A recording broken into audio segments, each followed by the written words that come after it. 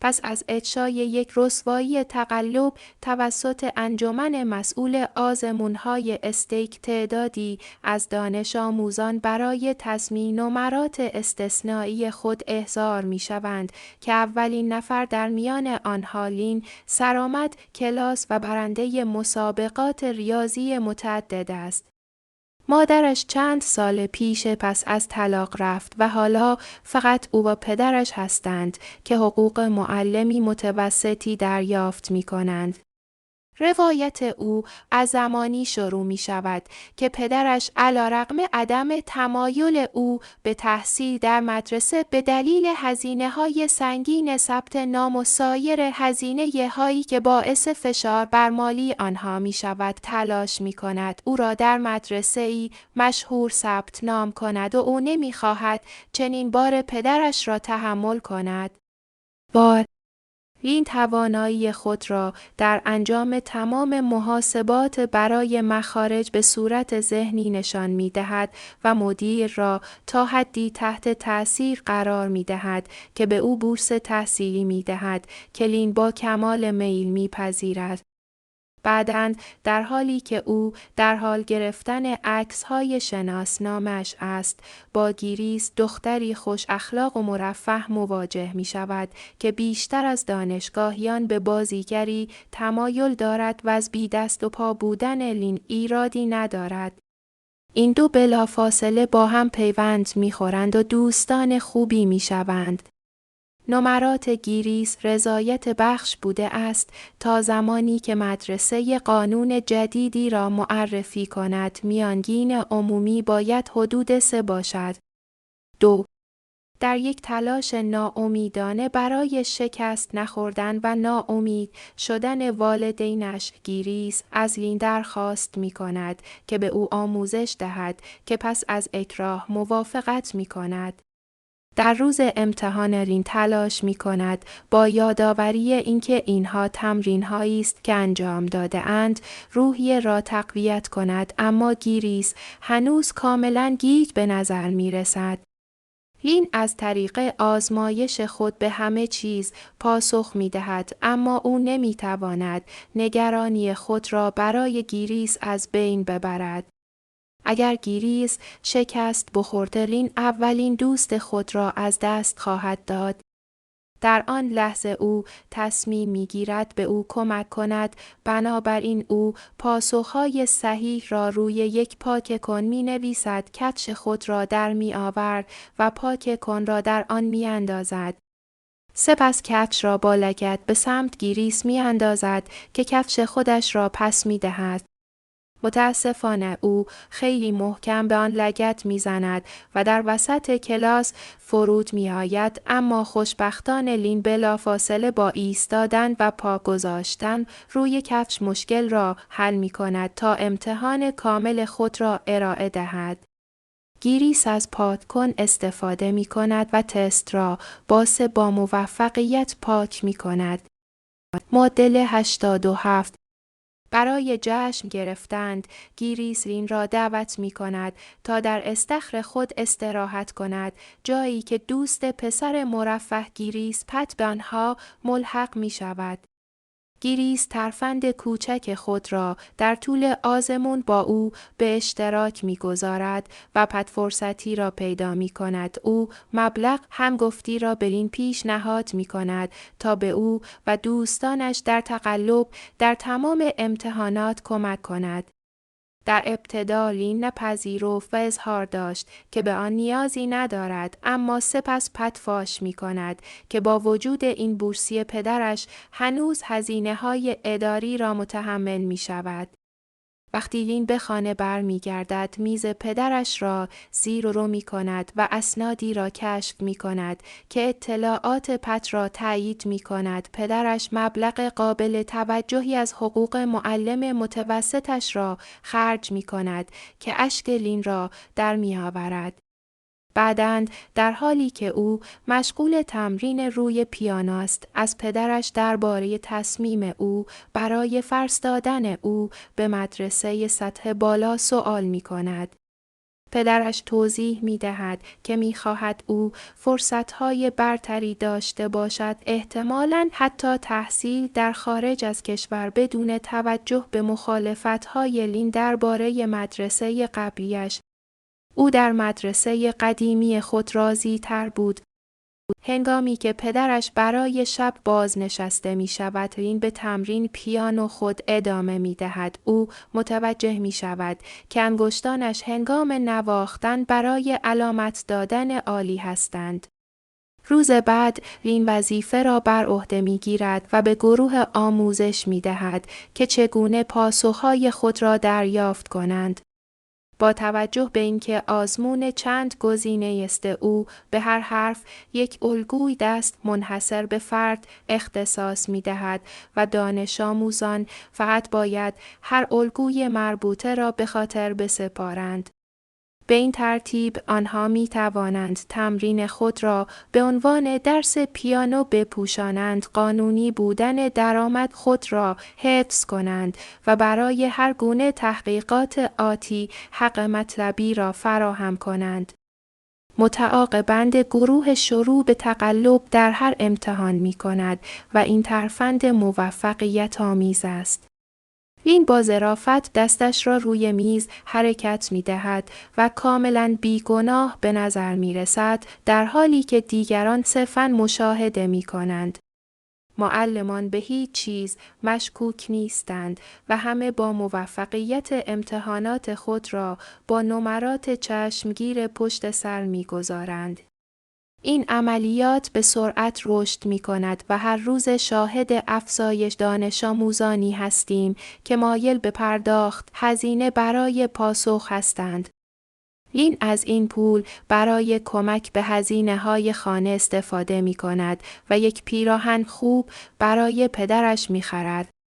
در حالی که ممکن است همه اکنون نمرات قبولی داشته باشند، لین دانش آموز برتر کلاس خود باقی میمانند و دومین نفر برتر بانک است، اعجوبه‌ای واقعی مانند او که از عملیات تقلب غافل است. مانند لین او ثروتمند نیست و به دلیل بورسیه تحصیلی در این مدرسه تحصیل می کند. مادرش هزینه‌های مدیریت او را با درآمد متوسطش در خشکچویی مدیریت می‌کند. حافظ او استثنایی است، همانطور که با تلاوت سریع پی نشان می‌دهد، اما او تحمل تقلب را ندارد. لین و بنک دقیقاً با هم دوست نیستند، اما مدرسه آنها را برای مسابقات ریاضی جفت می کند و آنها بدون زحمت با همکاری برنده می شوند. بنابراین آنها یکدیگر را به عنوان آشنایان خوبی می دانند. پس از کسب مقام اول در نابغه نوجوانان توسط مدیر مدرسه احضار می شوند و به آنها اطلاع می دهد که یک بورس تحصیلی در خارج از کشور وجود دارد که می توانند برای آن درخواست دهند. با این حال تنها یک اسلات در دسترس وجود دارد که آنها را از این پس به رقیب تبدیل می کند. باند فشار زیادی را احساس می کند، اما وقتی به خانه برمی گردد و مادر سالخوردش را در حال شستن با دست به دلیل خرابی ماشین می بیند، همچنان ترجیح می دهد به او کمک کند تا درس بخواند. یک روز همکلاسیش تانگ به بانک مراجعه می کند. او می خواهد در طول امتحان به بانک پول کمک کند، زیرا کد پیانو برای او بسیار پیچیده است. با این حال بانک او را رد می کند و نمی خواهد پول آلوده را بپذیرد.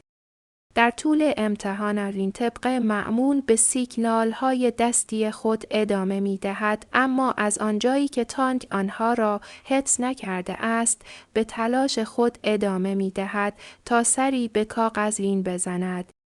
با مشکوک شدن به قصد تانک برای تقلب بانک او را زیر نظر دارد و متوجه نگاه کردن او می‌شود. هنگامی که او امتحان خود را کامل می کند، بانک می ایستد و وانمود می کند که در کنار میز لین سفر کرده است و یادداشتی را نشان می دهد که نشان می دهد تان در حال تقلب است و لین وانمود می کند قدردانی می کند. سپس بانک تست خود را ارائه می دهد و با وجود هشدار در مورد تاندر معلم بی تفاوت می ماند. این آزمون به مجموعه ا و مجموعه بی تقسیم می شود و تقلب را غیر ممکن می کند. با فهمیدن این موضوع لین و دوستان پولی او وحشت می کنند، اما به طرز ماهرانه ای از سیگنال های دستی برای تشخیص اینکه چه کسی کدام مجموعه را دارد استفاده می کند. لین با داشتن مجموعه سیگنال های دستی را برای آن مجموعه آغاز می کند و تیمش را قادر می سازد تا آزمایش های خود را ارسال کنند. در حالی که گروه حواس معلم را پرت می کند، لین مقاله خود را با تانگ که مجموعه بی را در اختیار دارد عوض می کند. سپس او برای تکمیل کارها می شتابد و پاسخها را به گروه بی نشان می دهد. با کم شدن زمان و نزدیک شدن معلم به جمع‌آوری اوراق از او بی‌اعتنایی می کنند. خوشبختانه موفق می شوند به موقع پاسخها را تکمیل کنند. پس از آزمونا همه تصور می کنند که در امان هستند، اما به طور غیر منتظره لین و تاند به دلیل افشاگری بانک در مورد تاند به دفتر مدیر احضار می شوند.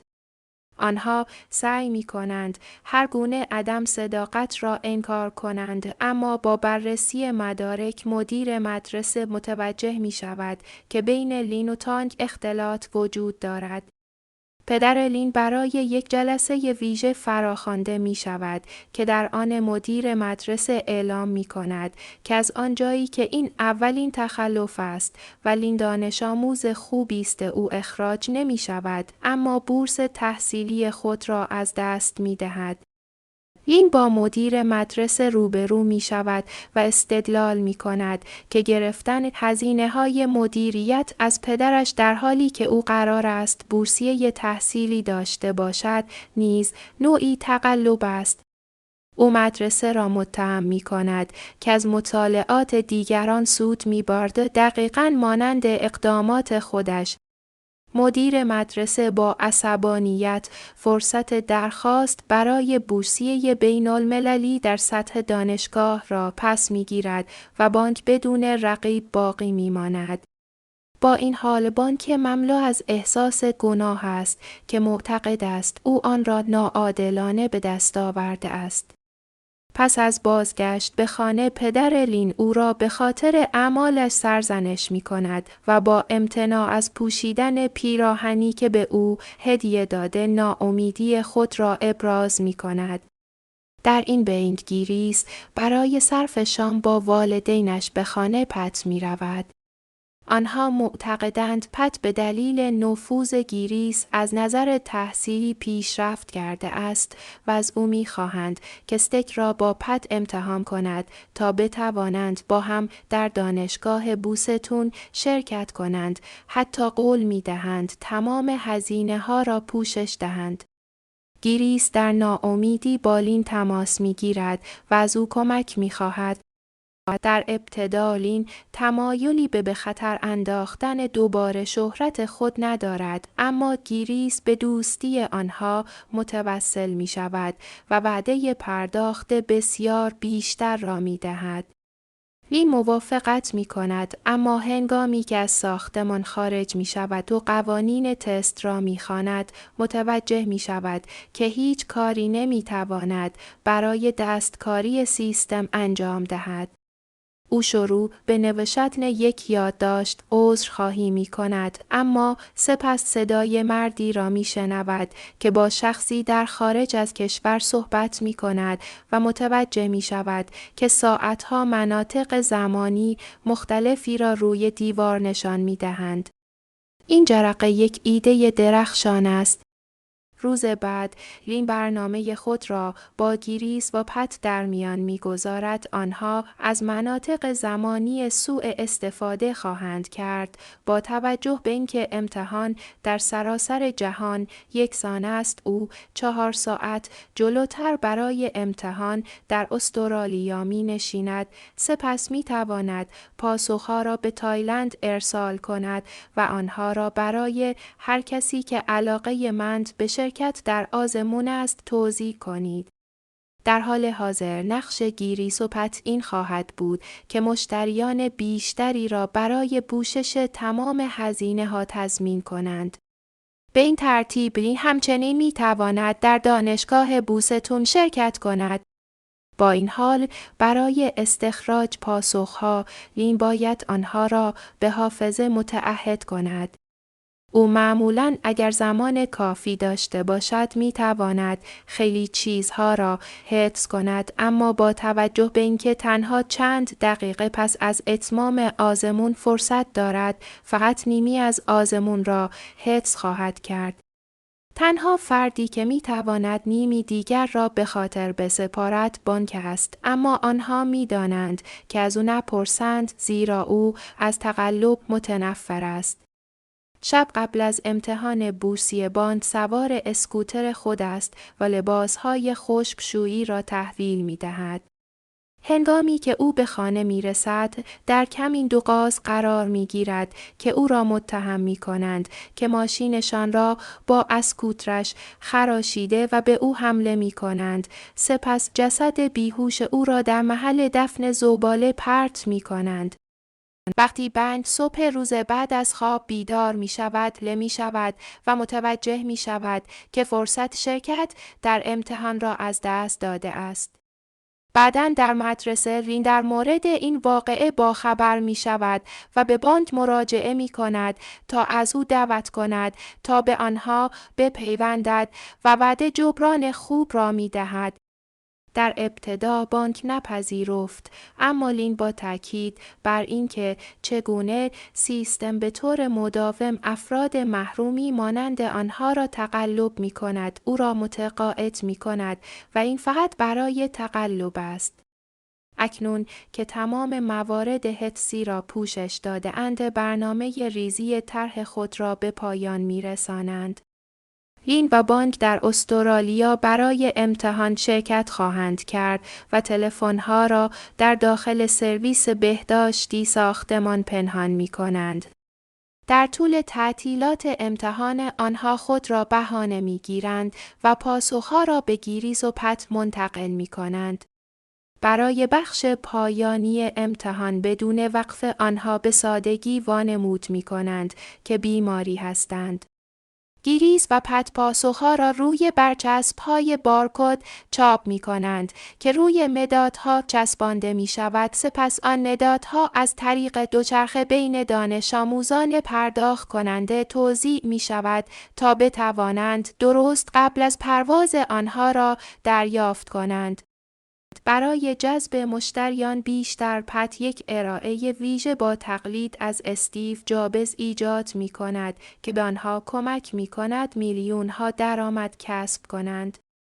گیریس با مهارتش در ویرایش کاغذهای دروغین را جعل می کند و لین پدرش را متقاعد می کند تا با ادعای شرکت در بخش استرالیایی تینجینز آنها را امضا کند. حالا او می تواند بدون بزرگسال سفر کند. لین با بانک روزهای بعدی را صرف امتحانات تمرینی می کنند و با عجله به دستجویی می روند تا پاسخها را برای آموزش حافظه خود پیامک کنند. 1 روز قبل از امتحانات گروه در صورت گرفتار شدن، اشک تمساح و حقایق خود را تمرین می کنند.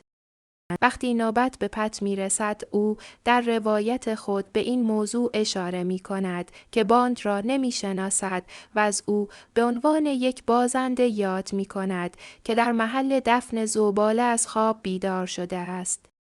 بانک عصبانی می شود و به پت حمله می کند تا به او حمله کند، اما دختران به سرعت آنها را از هم جدا می کنند، زیرا بانک توضیح می دهد که او هرگز درباره محل دفن زباله به کسی فاش نکرده است. این بدان معناست که پت به آن افراد بدجنس پرداخت کرده و عمداً بانک را مجبور کرده است که این آزمایش را از دست بدهد تا بتواند در عوض به آنها کمک کند. بانک طرح را رها می کند و از ساختمان خارج می شود فقط برای مشاهده یک آگهی خشکشویی در خیابان. او به این فکر می کند که آیا چنین زندگی می تواند برای همیشه او باشد؟ همزمان لین به همان اندازه از وقایع دفع می شود و تصمیم می گیرد که کار را ترک کند. گریس اصرار می ورزد که بی خبر بوده و از لین می خواهد که از او کینه نداشته باشد و برای دوستی آنها ارزش قائل شود. متعاقباً لین تصمیم می گیرد تا بانک را پیدا کند، کسی که تصمیم گرفته است دوباره به گروه بپیوندد با این استدلال که اگر مورد حمله قرار گرفت و فرصت خود را از دست داد حداقل مستحق غرامت است. این تمایلی به کمک ندارد، اما بانک با تأکید بر اینکه او مقصر این وضعیت است او را متقاعد می کند و بنابراین باید آن را اصلاح کند. چند ساعت بعد لین و بانک با یک پرواز به سیدنی می روند. سفر مملو از سکوت ناراحت کننده است، اما به محض ورود آشتی می کنند و سلفی می گیرند. صبح روز امتحان تلفن‌های خود را در سرویس بهداشتی پنهان می کنند و به سمت کلاس درس می روند و در آنجا به سرعت بخش اولیه آزمون را بدون هیچ مشکلی به پایان می برند. این به آنها زمان کافی برای به خاطر سپردن پاسخها در زمان رسیدن اولین استراحت می دهد. لین و بانک با عجله به سمت دستشویی‌ها می روند تا پاسخهای خود را وارد کنند. با این حال قبل از انتقال خود بانک پول اضافی می خواهد. پت او را به خاطر این کار تحقیر می کند و در ابتدا امتناع می کند، اما با توجه به استدلال بانک مبنی بر اینکه او مستحق جبران حمله است پت تسلیم می شود. نیمی از پول را برای او می فرستد و قول می دهد که نیمی از باقی مانده را پس از امتحان بپردازد. بانک می پذیرد و در نهایت پاسخهای او را ارسال می کند. چند دقیقه بعد لین و باند دوباره وارد کلاس می شوند و به سرعت نیمه دوم آزمون را انجام می دهند. با این حال در طول استراحت دوم آنها شروع به مواجهه با مشکلات می کنند. بانک به سرعت به غرفه خود می رسد، اما برای به یاد آوردن همه پاسخها لحظه‌ای تلاش می کند.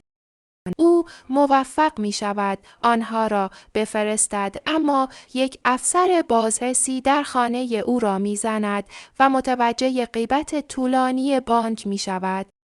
در وحشت بانک به طور تصادفی درب توالت را می شکند و سعی می کند تلفن را داخل توالت بکشد، از کار می افتد و گرفتار می شود. در همین حال لین باید قبل از اینکه بتواند به غرفه خود دسترسی پیدا کند صف بکشد. او موفق می شود تمام پاسخها را بفرستد، اما او نیز مظنون به طولانی شدن زمان می شود.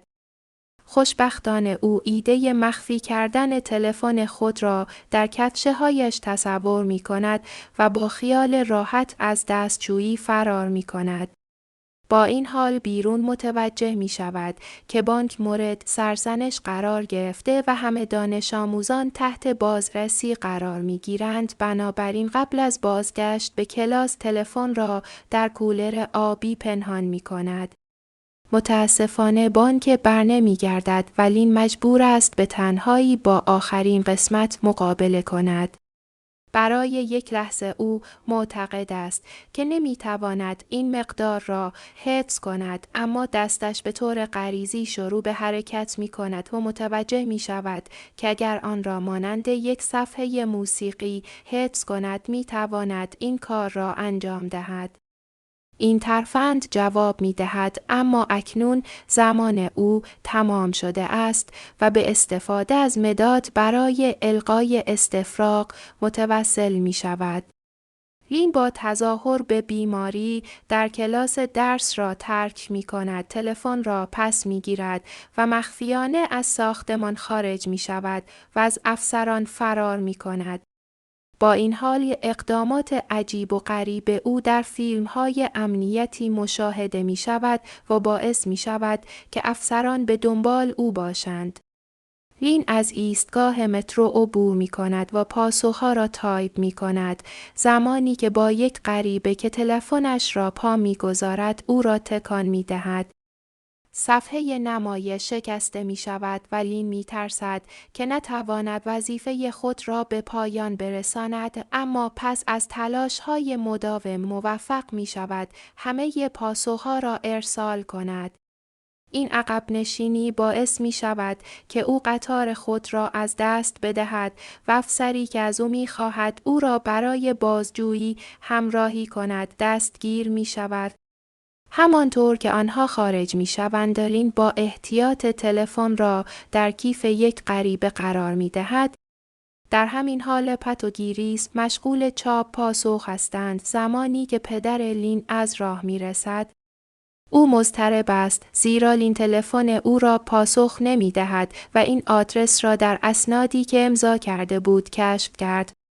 او در مورد وضعیت کنجکاواست، بنابراین پت و گیریس داستانی در مورد رابطه لین و بانک می سازند. ظاهراً آنها با هم سفری را آغاز کردند و لین پدرش را از ترس عدم تأیید او فریب داد. با رضایت از این توضیح مرد ترک می کند و به 2 نفر اجازه می دهد تا برچسب‌ها را به موقع تکمیل کنند تا همه مدادها را بین دانش آموزان توزیع کنند. با بازگشت به لین او برای بازجویی احضار می شود و متوجه می شود که بانک روایت او را روایت می کند. او به او علامت می دهد و به او نشان می دهد که دخالت نکند زیرا او داستان را برای محافظت از همه جعل می کند. لین با گریه عکسی را که با هم گرفته اند پاک می کند. پس از رسیدن به خانه لین متوجه می شود که گیریس و پت منتظر ورود او هستند تا او را به یک مهمانی دعوت کنند تا پیروزی خود را جشن بگیرند. با این حال لین رد می شود. او غرق در گناه است زیرا نمراتش باطل شده و بانک به حالت تعلیق درآمده است، بنابراین او از کمک بیشتر به این زوج امتناع می‌ورزد و به این نکته اشاره می‌کند که امتحانات دانشگاه به هر حال چندگزینه‌ای نیستند. متعاقباً او با پدرش تماس می‌گیرد تا او را بیاورد و هنگامی که او در مورد دوست پسرش جویا می‌شود، لین شکسته می‌شود و همه چیز را به او اعتراف می‌کند. این منجر به اخراج او از مدرسه می‌شود. بعداً لین از چت گروهی خارج می‌شود بدون توجه به درخواست‌های گیریس برای شرکت در مهمانی. حالا با از دست دادن دوست پیروزی دیگر چندان شیرین به نظر نمی رسد. وقتی لین تلاش می کند برای تحصیل در رشته آموزش و پرورش به یک دانشگاه محلی مراجعه کند، افسر به او یادآوری می کند که یک معلم باید اخلاق خوب را نیز القا کند که باعث تشدید گناه لین می شود. پس از پایان مصاحبه لین از دریافت پیامی از بانک مبهوت می شود و از او دعوت می کند. پس از رسیدن به محل سکونت او متوجه می شود که او از این پول برای ارتقاء چشمگیر تجهیزات خشکشویی استفاده می کند. باند قصد خود را برای کسب درآمد بیشتر با کمک به سایر دانش آموزان در امتحاناتشان توضیح می دهد و این بار با مشتریان گسترده تر ایمن‌تر خواهد بود. وقتی این امتناع می کند، بانک تهدید می کند که کل ماجرا را فاش می کند. با این حال لین به او اطلاع می دهد که از قبل تصمیم خود را گرفته است. مدتی بعد لین از سازمان استیک بازدید می کند و با در نظر گرفتن تشویق‌های پدرش کل ماجرا را اعتراف می کند.